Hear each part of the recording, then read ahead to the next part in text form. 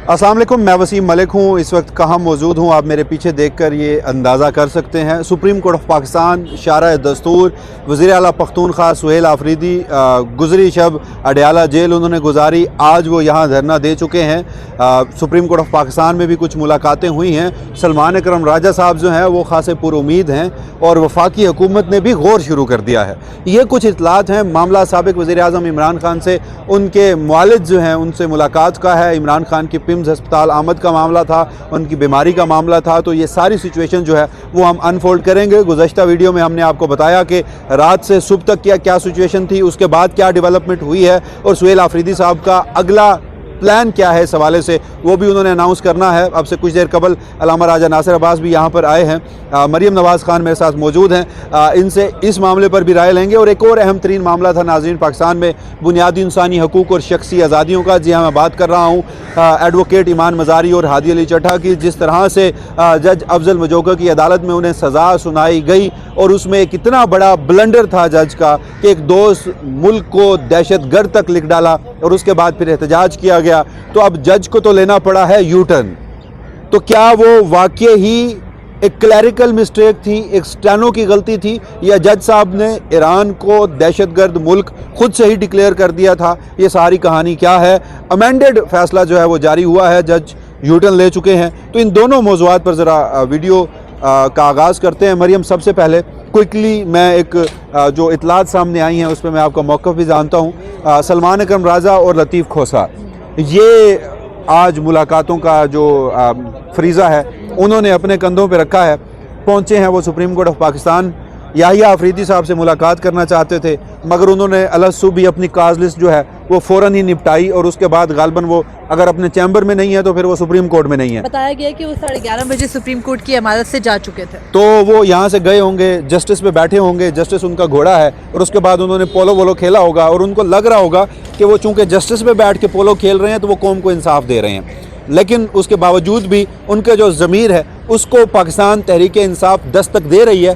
पाकिस्तान तहरीक इंसाफ और वज़ीर आला पख्तूनख्वा सुहेल आफरीदी याहिया आफरीदी को ये बावर करवाने की कोशिश कर रहे हैं कि आप ही हैं हुज़ूर चीफ जस्टिस पाकिस्तान। आप कोई जुडिशल मजिस्ट्रेट नहीं हैं, आप कोई किसी जज के रीडर नहीं हैं, आप किसी क्लैरिकल स्टाफ में नहीं हैं, आप चीफ जस्टिस पाकिस्तान हैं। आपके पास इख्तियारात हैं, अगर आप इस्तेमाल करना चाहें तो क्या ज़मीर वाकई खलिश महसूस करता है या नहीं। लेकिन मैं बात कर रहा हूँ जो राब्ताकारी हुई है, अटॉर्नी जनरल से मुलाकात हुई है सलमान अकरम राजा की। मुतालबा ये रखा गया है कि जो पिम्स की मेडिकल रिपोर्ट्स थी वो हमारे इमरान खान के ज़ाती डॉक्टरों तक दिखाई जाएं और फिर ज़ाती डॉक्टरों की रसाई दी जाए इमरान खान तक। तो अटॉर्नी जनरल ने ये यकीन दहानी कराई कि वो वफाकी हुकूमत से रवाबित करेंगे। तो वो अभी हम ऑफ द रिकॉर्ड गुफ्तगू कर रहे थे मतीउल्लाह जान साहब से भी, उन्होंने कहा कि अटॉर्नी के साथ लफ्ज़ जर्नल आता है। तो वो अब वाकई हुकूमत से गुफ्तगू करते हैं या किसी और से गुफ्तगू करते हैं। लेकिन इतलात ये आ रही हैं कि गवर्नमेंट में भी या फिर इस बंदोबस्ती निज़ाम में कहीं ना कहीं ये सोचा जा रहा है, इस पर गौर शुरू हो चुका है। बेसिकली मसला ये है कि हुकूमत ये बर्डन अपने ऊपर लेना नहीं चाहती है कि इमरान खान की सेहत को लेकर इतना बड़ा वाकया हो जाए और वो ऑल इन ऑल अपने ऊपर ले। और उनको भी पता है कि जिस तरह की हरकत अब हो रही है वक्त कभी भी पलट सकता है। अब ये वो हुकूमतें हैं इस वक्त जो गुजर चुकी हैं इस सब से। तो बहरहाल अब अटॉर्नी जनरल से जो बात हुई है उसके अंदर बेसिकली जो लतीफ़ खोसा और सलमान अकरम राजा हैं वो इस मौके तक वो पुरुमीद ज़रूर है कि अटॉर्नी जनरल ने उन्हें यकीन दहानी कराई है कि वफाकी हुकूमत उनको कम से कम वो मेडिकल रिपोर्ट्स इमरान खान की दे देंगी। क्योंकि अभी तक ये सारी खबरें ज़राए से आती रही हैं कि इमरान खान को CRVO नामी बीमारी है जो कि आपकी रेटिनल वेन को जो है वो बंद कर देती है, जिससे बेनाई मुतासर हो सकती है अगर इलाज ना मिले और आगे बढ़कर इसके मज़ीद जो है वो ख़तरात भी हो सकते हैं। तो वफाकी हुकूमत को ऐसा नहीं है कि इस बात का इदराक नहीं होगा। लेकिन बहरहाल इमरान खान के मामले पर हम सबको पता है कि अना किसकी है, मसला किसका है। अटॉर्नी जनरल चाहे तो बराह रास्त रसाई भी रखते हैं, लेकर भी दे सकते हैं रिपोर्ट्स। लेकिन यहाँ पर पाकिस्तान तहरीक इंसाफ इस उम्मीद में बैठी है कि अगर उनको इमरान खान के डॉक्टर्स को रसाई दे दी जाए उन तक तो फिर वो यहाँ से उठ जाएंगे। और उसके अलावा खबर ये भी है कि इमरान खान के दोनों ही मौलजीन जो कि ख़ुसूसी तौर पर गुज़िश्ता रोज़ लाहौर से यहाँ आए थे वो मौजूद है इस्लामाबाद में ही, और वो इंतज़ार कर रहे हैं कि अगर कोई पॉजिटिव डेवलपमेंट हो जाती है तो फिर वो जो है वो इमरान खान से मुलाकात करके एक मेडिकली जो भी उनकी सिचुएशन है उसको देखते हुए उसकी तशख़ीस कर ही के यहाँ से जाएँ। तो बहरहाल पाकिस्तान तहरीक इंसाफ कोशिश में ज़रूर है। इस वक्त अल्लामा राजा नासिर अब्बास साहब भी यहाँ पर मौजूद हैं, अपोजिशन लीडर हैं सेनेट में तहरीक तहफ़्फ़ुज़ आईन पाकिस्तान की जानिब से इमरान खान के नॉमिनेटेड, और उसके अलावा काफ़ी मुशावरत भी चल रही है। लेकिन वज़ीर आला सुहेल आफरीदी के गिर्द जो MNAs हैं, MPAs हैं, पाकिस्तान तहरीक इंसाफ के सेनेटर्स हैं, वो मौजूद हैं। अच्छा, एक तब्दीली मैंने देखी है। गुज़श्ता रात हम अडयाला जेल गए तो जो पार्लियामेंटेरियंस थे वो पख्तूनख्वा से ज़्यादा थे।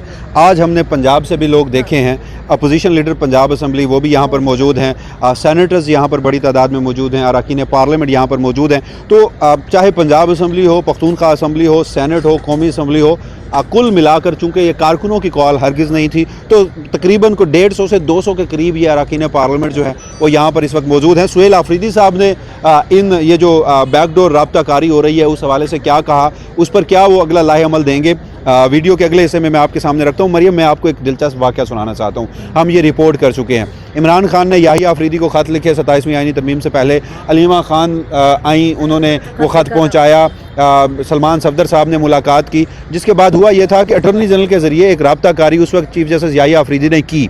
एडिशनल जज जो हुमायूं दिला नहीं जो ये तोशाखाना 3 का मुकदमा सुनने वाले जज थे, शाहरुख अर्जुमन जो है, उनकी अदालत में ये मुकदमा था। बहनों को ट्रायल तक रसाई नहीं थी अदालती फ़ैसले के बावजूद भी।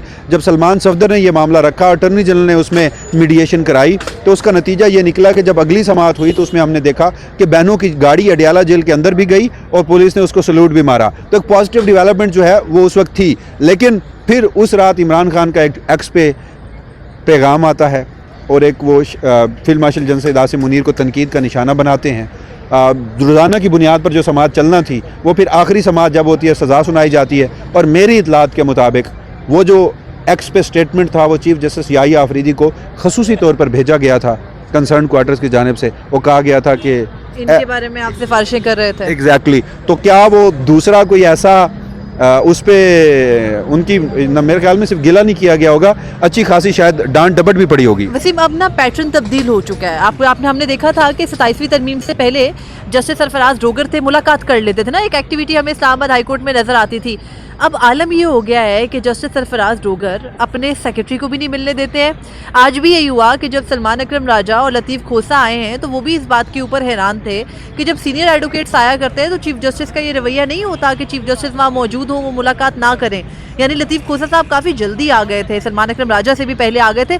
उस वक्त चीफ जस्टिस अदालत में मौजूद थे, लेकिन उन्होंने मुलाकात नहीं की। ना सिर्फ मुलाकात नहीं की बल्कि अपने सेक्रेटरी को भी जो उनके हैं उन तक भी नहीं पहुंचने दिया, बल्कि कहा कि आप जाकर रजिस्ट्रार से मुलाकात करें। बात वहीं से निमट गई। तो हमने देखा है कि 27वीं आईनी तरमीम के बाद जो थोड़ी बहुत सेनेटी थी इस तरफ जो दिखाई जाती थी, या ये जो चीफ बेशक इन्हीं की मर्जी के लोग हैं ना, ये यहाँ पे अपनी थोड़ी बहुत पावर दिखाते थे, उनको मुझे लगता है इस हद तक कंट्रोल किया गया कि जी इनकी साइडें ले रहे हो, इनको देखो ये क्या कर रहे हैं। तो वो होता है ना कि आपने एक मतलब मिसाल के तौर पर एक इस दौर के अंदर अगर कोई हल्की सी आप किसी को फेवर कर रहे हैं अपनी पावर को इस्तेमाल करके, कि उन्हें बताया जा रहा है कि जिनकी आप फेवर कर रहे हो वो इस काबिल ही नहीं है फेवर करने के, ये देखो ये कितने ख़राब लोग हैं, तो मुल्क दुश्मनी कर रहे हैं, ये कर रहे हैं, वो कर रहे हैं। तो उन्होंने भी उस बात का जो है ना वो अपने ऊपर मजीद जो बोझ है वो लेना छोड़ दिया। वो आप दुरुस्त कह रही हैं। नाज़रीन, इस वक्त जब हम वीडियो रिकॉर्ड कर रहे हैं वक्त हो रहा है शाम के 5:30 बजे का।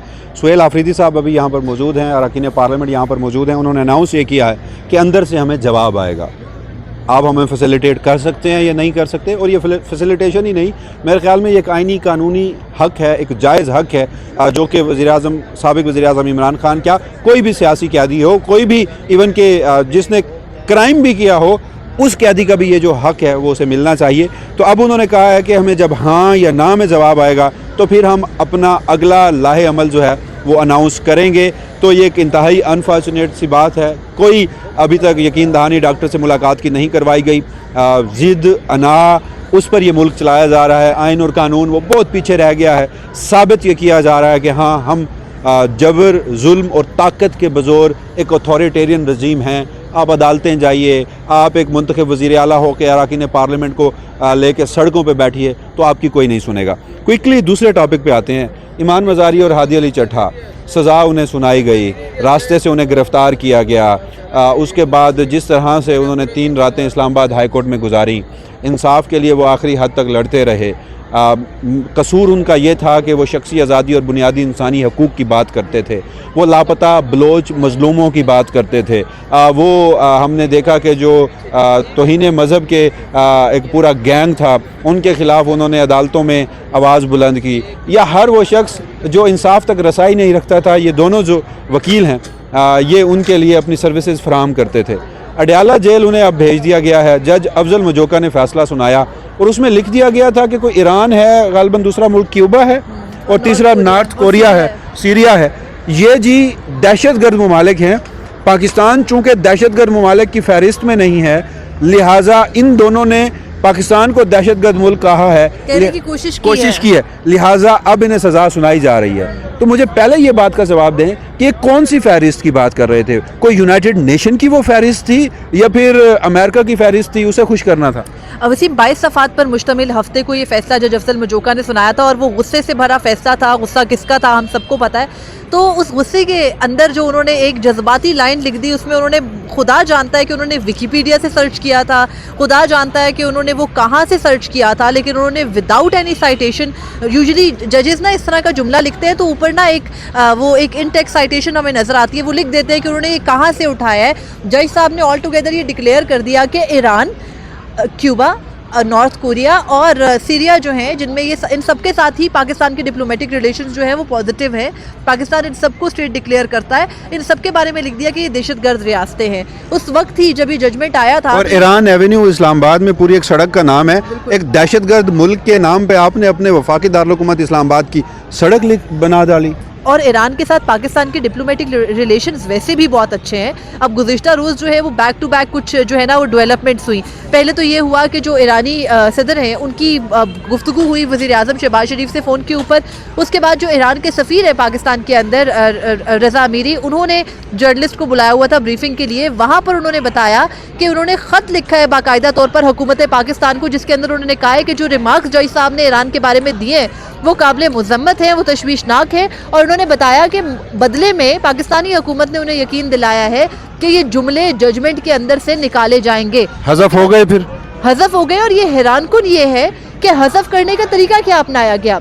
अमूमी तौर पर होता ये कि अगर हज़फ करना होता प्रॉपर्ली तो पूरी जजमेंट चैलेंज होती इस्लामाबाद हाई कोर्ट के अंदर और फिर ईमान मज़ारी और हादी अली चट्ठा का जो सज़ा का मामला है वो भी डिस्कशन में आता। लेकिन चूंकि वो रिस्क नहीं लेना कि जनाब डोगर की अदालत में दरख्वास्त भी दायर हो और ईमान मज़ारी और हादी अली चट्ठा तक रसाई भी नहीं है, तो सिचुएशन ये हुई कि जज अफजल मजोका ने आज CRPC का सेक्शन 369 है जो ये कहता है कि कोई जज अपनी जो जजमेंट है उसको बदल नहीं सकता अनटिल और अनलेस उसके अंदर कोई क्लरिकल मिस्टेक ना हो जाए।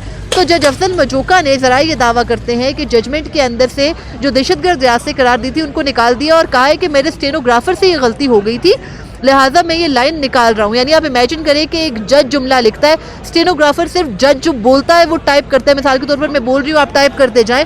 ऐसा कैसे मुमकिन है कि स्टेनोग्राफर खुद से विदाउट एट्रीब्यूशन 4 आज़ाद मुल्कों को दहशतगर्द रियासत। आप आइन और कानून की बात कर रही हैं तो मेरे ख्याल में हम वक्त ज़ाया करते हैं जब आइन और कानून की बात करते हैं। क्विकली मुझे आपका इस पर कॉमेंट चाहिए। पाकिस्तान के एक तो वैसे दुनिया भर के ममालिक से और फिर हमारे ब्रदर इस्लामी ममालिक से ताल्लुकात होते हैं। एक जज उसकी जानिब से, चाहे वो अमेरिका की खुशनुदी थी, यूरोपीय यूनियन की खुशनुदी सी, मिलिट्री इस्टेब्लिशमेंट क्यों चाहेगी कि वो एक ऐसे मुल्क को दहशतगर्द डिक्लेयर कराए, लेकिन जज साहब ने वो लिखा। तो क्या ये कोई फौजदारी क्राइम नहीं है? आप ईरान के साथ पाकिस्तान के ताल्लुकात पर असरअंदाज हो रहे हैं। वहाँ के वज़ीर आज़म को कॉल करनी पड़ी, सफ़ीर को मामला उठाना पड़ा, फिर आपको गैर आइनी तरीके से दूसरी डिफेंस पार्टी को नोटिस किए बगैर फ़ैसले को छेड़ नहीं सकते, कॉमा फुल स्टॉप तब्दील नहीं कर सकते। आप एक पूरा फ़िक्रा हज़फ कर दें तो मेरे ख्याल में तो ये तो एक बड़ा ज़बरदस्त केस है फौजदारी का, और मिसकंडक्ट का भी बहुत अच्छा केस है। और आप ये देखिए कि इमरान खान के खिलाफ साइफर का मुकदमा क्या था कि इमरान खान ने फ्रेंडली स्टेट के साथ पाकिस्तान के ताल्लुकात को चैलेंज किया और इमरान खान दुनिया में पाकिस्तान को अकेला कर देना चाहते हैं क्योंकि वो अमेरिका को ललकार रहे हैं। आज जय साहब ने क्या किया, लेकिन उसके बाद कोई सवाल नहीं करेगा। और Wasim, coming back to the original topic, इस वक्त हमारे पीछे थोड़ा जो है वो नारेबाजी भी शुरू हो गई सुप्रीम कोर्ट के बाहर। जैसे जैसे शाम ढल रही है, अंधेरा हो रहा है, यहाँ पे कुछ लोग भी जमा हो रहे हैं, गालिबन इस्लामाबाद के कुछ मुकामी लोग हैं और वो नारेबाजी भी कर रहे हैं इमरान खान के हक में। तो अब देखना है कि जिस मुल्क में आइन कानून सबको पसे पुश डाल के अपने आप को इतना स्ट्रेंथन किया गया, एब्सोल्यूट पावर्स भी ले ली गई, तो उस मुल्क के अंदर एक शख्स को उसकी मेडिकल कंडीशन को मद्देनजर रखते हुए भी अगर डॉक्टर तक रसाई नहीं दी जाएगी तो फिर आप इमेजिन नहीं करें कि मुस्तकबिल में जाकर भी कोई बेहतरी आएगी। ये जो बदलों का और इंतकाम का मदार है ना, ये यूं ही चलता रहेगा।